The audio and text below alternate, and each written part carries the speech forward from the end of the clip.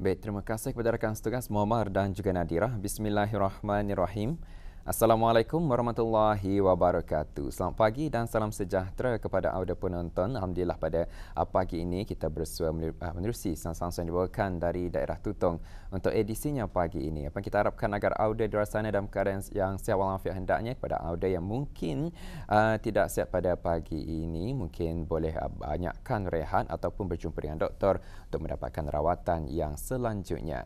Dan anda penonton, pada pagi ini ingin dikongsikan beberapa info semasa. Saya kongsikan terlebih dahulu aktiviti cuti penggal persekolahan yang diungkayahkan oleh Perpustakaan dan Bahasa dan Pustaka Daerah Tutong pada hari ini, hari Rabu 6 Disember 2023, diadakan aktiviti sesi bercerita, manakala esok hari Khamis 7 Disember 2023 diadakan 3 aktiviti, iaitu aktiviti mewarna, aktiviti melukis dan juga aktiviti remaja kreatif yang diadakan di Perpustakaan dan Bahasa dan Pustaka Daerah Tutong bermula jam 9 pagi sehingga 11.30 pagi. Jadi kepada adik-adik kita yang mungkin tidak berkesempatan untuk berkunjung ke luar negara, mungkin boleh sahaja berkunjung ke Perpustakaan dan Bahasa dan Pustaka Cawangan Daerah Tutong untuk mengikuti aktiviti-aktiviti yang diadakan di Dewan Bahasa tersebut.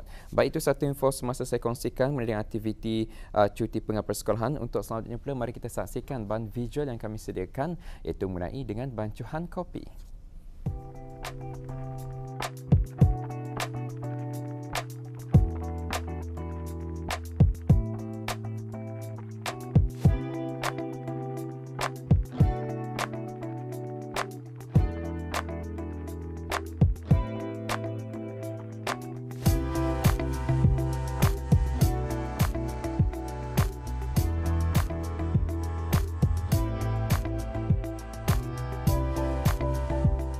Aroma yang menyengat, rasa pahit yang khas, dipenuhi dengan kepekatan warna yang memikat. Pastinya antara hidangan bagi penggemar kopi. Nama kopi berasal daripada bahasa Arab iaitu kahwa. Kopi pertama kali ditemui di wilayah Ethiopia dan kemudiannya diketahui oleh dunia Arab sekitar abad ke-15. Pokok kopi berasal dari jenis kopi dan terdapat lebih daripada 100 spesies kopi yang berbeza. Namun, hanya beberapa spesies yang digunakan secara meluas dalam industri kopi. Terdapat banyak jenis kopi yang mempunyai cita rasa yang berbeza mengikut penggemarnya, seperti Arabica, Robusta, dan Liberica. Hidangan minuman ini dapat ditawarkan dalam bentuk panas dan sejuk. Pada hari ini, kopi menjadi salah satu minuman yang paling disukai. Perkembangan industri kopi ini juga dapat diperhatikan melalui kafe-kafe yang beroperasi di banyak tempat yang menghidangkan variasi jenis kopi dan tidak ketinggalan juga di daerah Tutong. Di daerah Tutong sendiri, terdapat beberapa lokasi yang turut menghidangkan minuman kopi. Rampai Pagi Daerah Tutong kali ini mengetengahkan seorang yang bekerjaya sebagai barista. Seorang barista itu bukan sekadar membancuh kopi, tetapi dia juga harus mempunyai kemahiran dan pengetahuan yang tinggi untuk menyediakan hidangan kopi yang dapat menarik minat para pelanggan. Bukan sekadar rasa kopi yang seimbang, namun hiasan latte yang ditonjolkan pada kopi berkenaan juga memainkan peranan. Start belajar pembuatan barista ni sebenarnya secara tidak sengaja pulang. Cuma dulu pengalaman lain, and then aku akan cuba pengalaman baru, so aku masuk dalam bidang barista lah. Ataupun isteri yang membawa untuk try mencuba cuba dalam bidang barista ni. Saya sudah selama 9 tahun, akan dekat 10 tahun sudah dalam kegiatan barista. Bermula pada tahun 2014 bekerja di kedai kopi. Di sana minat menjadi sebab kopi ni ia banyak cara untuk mengolah kopi, dan setiap biji kopi itu ia ada banyak ia punya rasa. So depending on terpulang pada macam mana tadi membrew, okay, daripada dia punya grind size dan dia punya proportion water, semua freshnessnya tu, so it affects the coffee lah.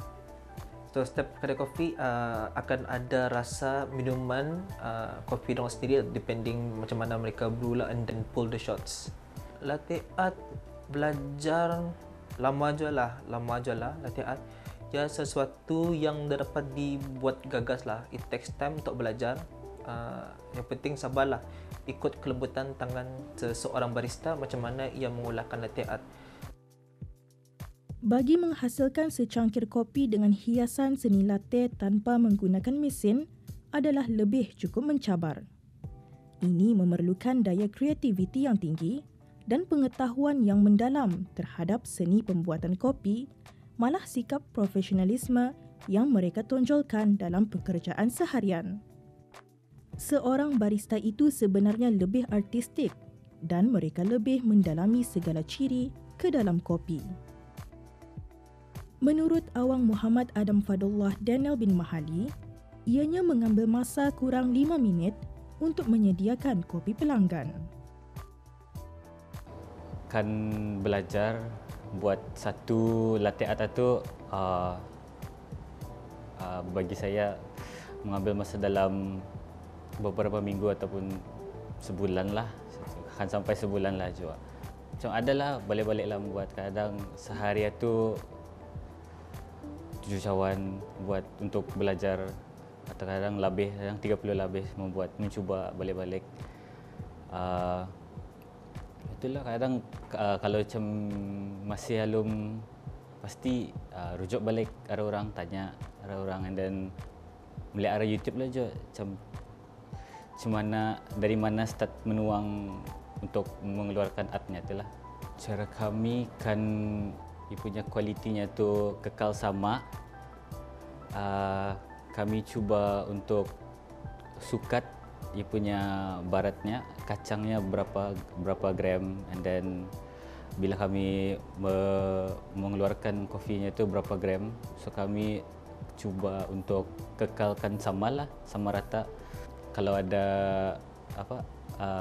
kuih, kan kuih itu ngam untuk orang lepas makan tengah hari kah boleh kemari minum kopi dan makan sama kuih, which is bisai lah juga kan, kira salia manis-manis kan. Sebelumnya, Awang Muhammad Adam Fadullah Daniel mula belajar untuk membuat latte art selama 2 ke 3 jam untuk menjadikan ia satu corak yang sempurna dan membuatkan ia lebih kelihatan realistik.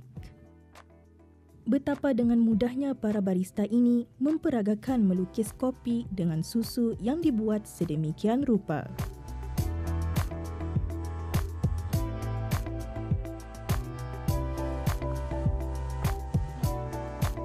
Kenikmatan dapat dirasakan bagi penggemar kopi. Sememangnya menjadi seorang barista tidak akan lari daripada menempuhi cabaran. Selain daripada perlu mempelajari jenis-jenis bin yang digunakan, mereka juga perlu berusaha untuk mengekalkan kualiti minuman yang dibuat. Menjadi seorang barista perlu sentiasa bersikap terbuka dan tenang menghadapi cabaran, terutamanya apabila berurusan dengan pelanggan, kerana sikap pelanggan adalah berbeza-beza.